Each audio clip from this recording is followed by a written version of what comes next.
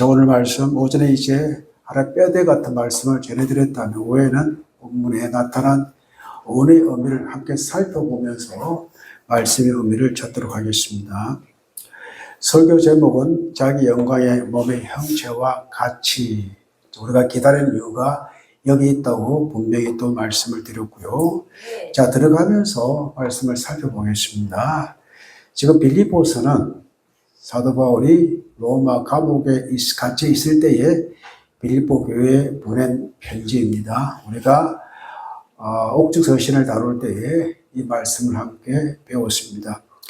빌립보라는 도시는 역사적으로 매우 특별한 배경을 가지고 있습니다. 지역은 로마 쪽이 아닌데 그리스 쪽인데 로마 시민권을 가지고 로마 사람처럼 살았던 지역이 빌립보 지역입니다.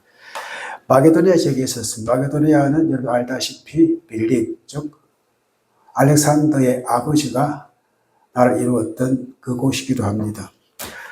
그리고 로마 지역의 직할 식민지였습니다. 여러 지역 가운데 로마가 가장 신경 썼던 지역이기 때문에 그들에게 로마 시민권을 주었다라고 보시면 됩니다.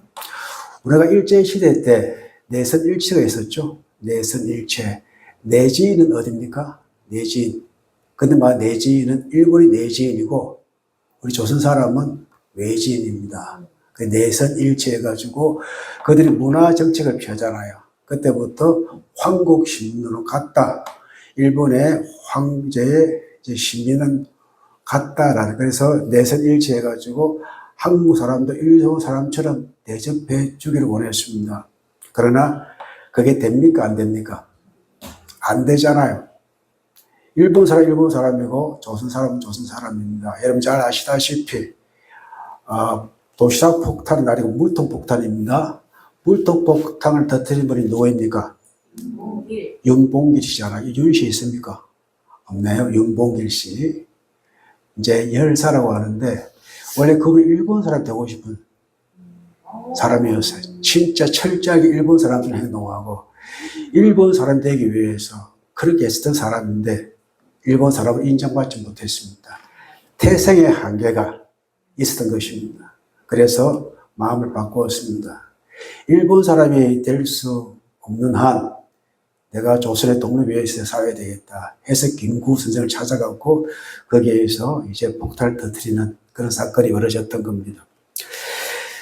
그래서 빌립보 사람들은요, 로마에 살지 않아도 로마 시민권을 가지고 있었고, 그리고 로마의 법과 문화, 그리고 로마 시민으로서 엄청난 자부심을 가지고 있었습니다. 그래서 우리나라 사람도 고관 대작들은 일본의 이제 가구에 백작 같은 공작 같은 게 있죠. 그걸 받는 게 영광이라고 생각을 했습니다. 그처럼 일본으로부터의 인정을 받는다는 것, 그처럼 조선시대 때는 그것이 하나의 큰 그들의 자부심이었다는 것입니다.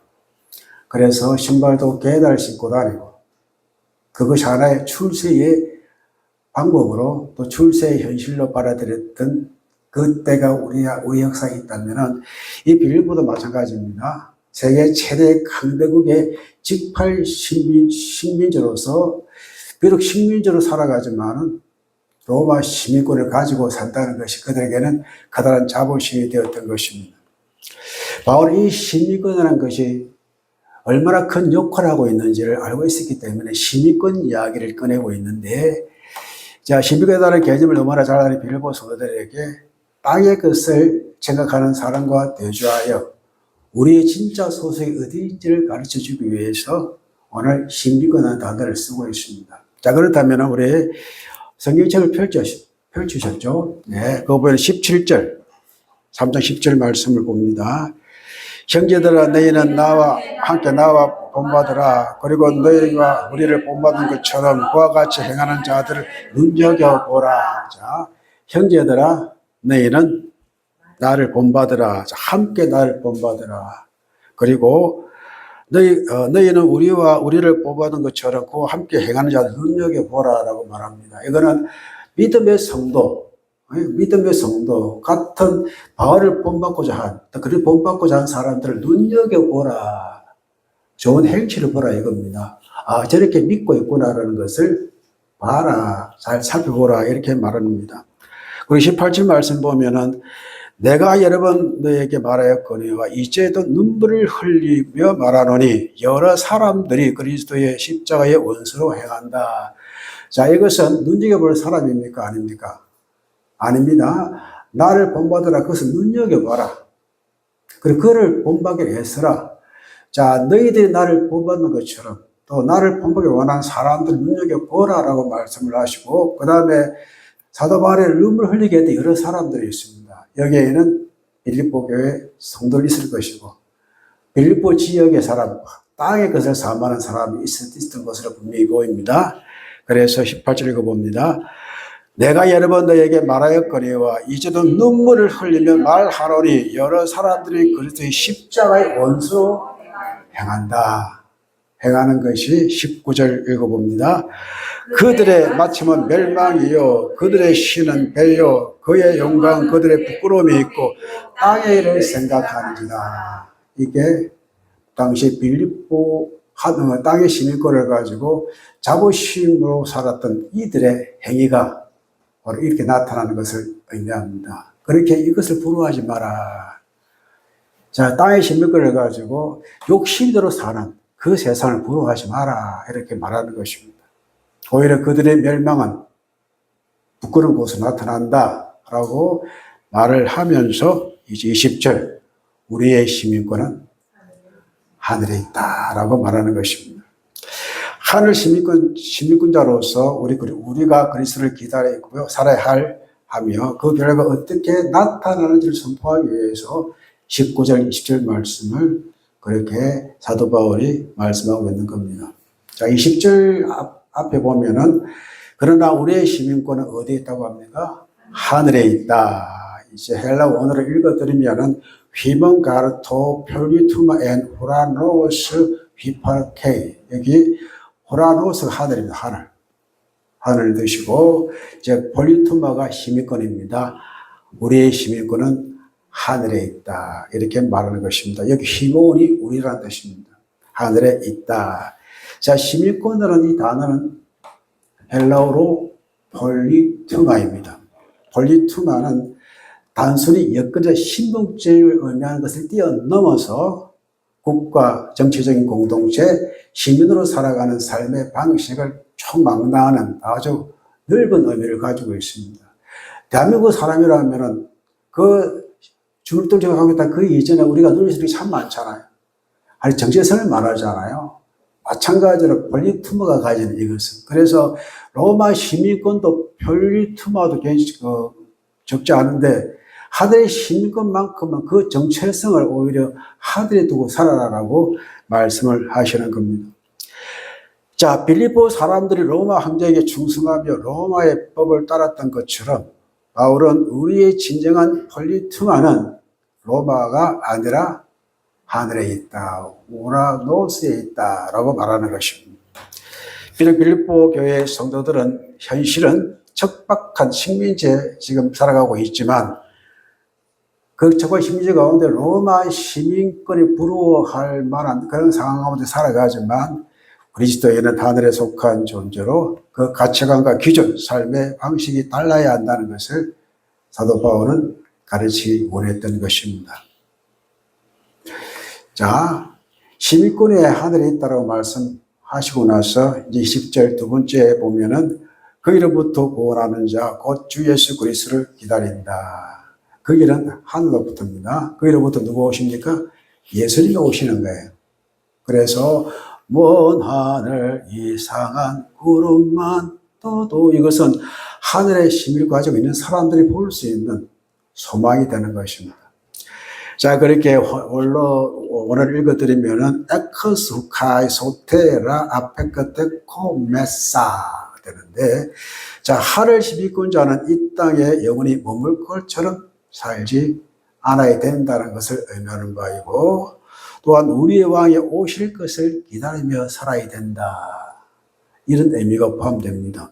여기서 기다린다라는 이 번역된 헬라어는 아페크테코 메사라고 하는데, 이는 아페테코 마에서 온 단어입니다. 같은 단어인데 그러니까 수동태나 능동태냐 이 차이가 과거냐 현재냐 이 차이도 미래냐 이 차이에 이제 뒤에 꼬리가 바뀌는 건데 이것 때문에 우리 신학생은 고생 많이 합니다. 아픈 때과 뒤가 막 바뀌거든요. 이게 대승이 달라지거든요. 그래서 헬라 배우면서 헬렐레 해주고 히브리 배우면서 히브리 해주고 그래서 이 원어 때문에 졸업을 좀 못하는 사람도 없지 않아 있어요. 저는 잘했습니다. 졸업을 제대로 했습니다. 헬라 히브리 가르치고 있습니다. 그래서 아주 역동적인 단어인데 왜 역동적인 단어냐? 세 단어가 함께 합성화 된 단어입니다. 그래서 아포라는 단어와 에크라는 단어와 데코마 이 단어가 합쳐져 있어요. 아포는 뭐로부터 시선을 떼어라는 뜻이고 뭐로부터 빠져나온다는 의미고 에크는 밖으로라는 뜻이고 그리고 데코마에는 기다린다, 환영한다는 뜻입니다.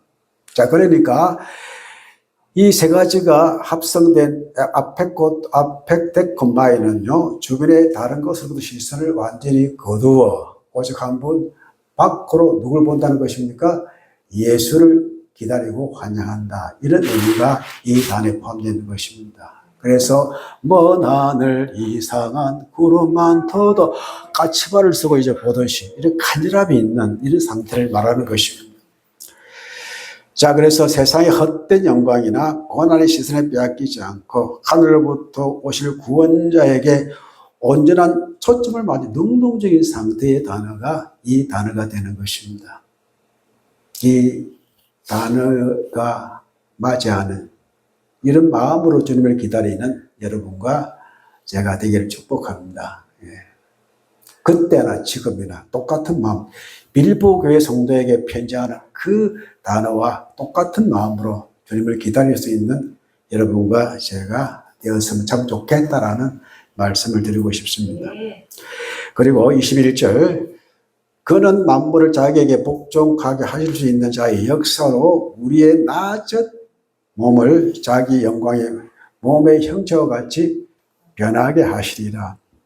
여기 뒤에 말씀 우리의 낮은 몸을 자기의 영광의 몸의 형체와 같이 변하게 하신다. 이 빨간색 되는 부분이 메다스케마티세이토 소마테스 타페이노세우스라는 뜻입니다. 멋지게 보이죠? 네. 하늘 안 멋집니다. 자, 그래서 이 뜻입니다. 그러니까 우리가 이토록 간절히 주님을 기다리는 이유가 여기에 있다는 말씀인데 주님이 오실 때 놀라운 변화 때문입니다. 바로 우리의 낮은 몸, 타페이노세이스, 소마가 몸이거든요. 소마. 낮은 몸, 소마가 곧 우리의 낮은 몸이 무엇입니까? 질병이 있고 노화가 있고 죄유혹에 있고 죽음에 굴복할 수 없는 연약한 육체가 예수님의 영광된 몸과 같이 변할 것이다. 그것이 변한다는 말이 메타스케마티세이가 변하게 된다. 지금 열애는 몸으로 원하지 않습니다. 지금 내가 가진 몸이 아니라는 것입니다. 누구의 몸? 예수님 영광의 몸.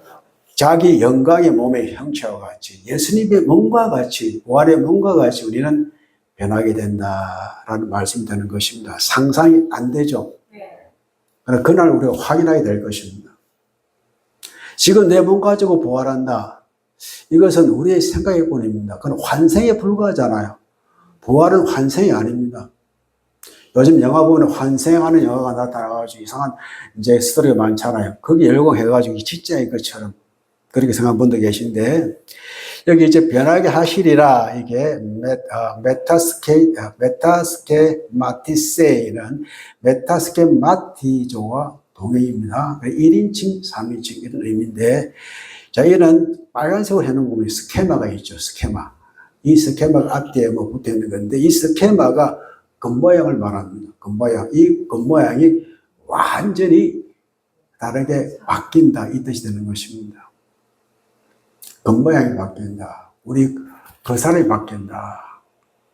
이쁜 사람들은 이 모습으로 태어나고 싶죠. 저는 이 부분으로 태어난다 하면 키를 조금 덜 들어줬으면 생각도 있는데 아닙니다, 여러분. 우리의 상상 속으로 되는 것. 주의 말씀대로 우리의 부활을 기다리는 여러분과 제가 되기를 축복합니다. 말씀대로 우리가 생각해야 된다는 뜻입니다. 그래서 형체와 같이 자기 몸의 형체와 같이 그랬죠. 이 형체가 신모르포스라는 단어입니다. 이는 모르페라는 단어에서 온 것인데 온전히 공유하게 모르페 속성을 하나님의 속성, 예수님의 속성을 온전히 공유하게 된다는 뜻입니다. 그래서 예수님께서 다시 오시는 날 우리의 낡고 병들고 썩어진 육신을 단순히 겉모양만 나아지는 것이 아니라 어떻게 해요? 주님의 형체와 똑같은 몸이 있게 된다는 것입니다. 나이가 들면은 요즘 뭡니까? 안면 거상이 있잖아요. 이렇게. 그 당기는 또 보톡스 있잖아요. 이렇게 하잖아요. 겉모양이 조금 나아지는 것이 아니라 이 겉모양이 조금 변화되는 것이 아니라 완전히 우리의 몸이 예수의 모르페, 심포로서 함께 변화해지는 것을 의미하는 것입니다. 자, 부연해서 설명해 드리면은 부활하신 예수 그리스도의 영광스럽고 썩지 않을 본질적인 생명체로 완전히 새롭게 창조될 것입니다. 일이 가능한 이유는 바울은 만물을 복종하게 하시는 하나님의 역사라고 합니다. 여러분 우리 말하고 보면 에너지 파 그러잖아요. 에너지라 그러잖아요. 이게 에너게이아라고 해서 강력하게 활동하는 에너지, 주의 능력, 우리의 몸이 예수의 몸과 같이 변화되게 될 것이다라고 말합니다. 이것은 우리가 어떻게 할 수 있다는 것이 아니라 하나님의 압도적인 능력이 이 변화를 반드시 이루어내실 것을 사도 바울은 강력하게 말씀하고 있는 것입니다. 이제 만판에 새겨봅시다. 너무 길게 하면은 지금도 눈을 감고 기도하는 분이 이미 계시기 때문에 더 이상 하시다가는 크게 내가 주님 만나고 왔다 하실까봐 주님은 날 본 적이 없는데 그래 하실까봐. 자, 만판에 새기며 제가 이제 앞에 위에 것을 읽으면 여러분 내가 채워야 될 기도를 한번 읽어보시기 바랍니다. 하늘 지미권을 기억하는 오늘 우리의 지미권이 하늘에 있음을 늘 기억하며 세상의 가치가 아니면 하나님 나라의 기준으로 살아가게 하소서. 재림의 소망을 붙든 오늘 다시 오실 예수 그리스도를 날마다 사랑하며 틀림없이 믿음으로 살아가게 하소서. 변화와 영광을 향한 오늘 우리의 낮은 몸을 영광의 몸으로 변화시키실 주님을 바라보며 거룩하고 순결한 삶을 살게 하소서. 오늘 우리가 받은 말씀이 바로 이 기도 제목 세 가지를 이루었습니다. 이 말씀으로 우리 함께 하나님을 만납시다. 기도합시다.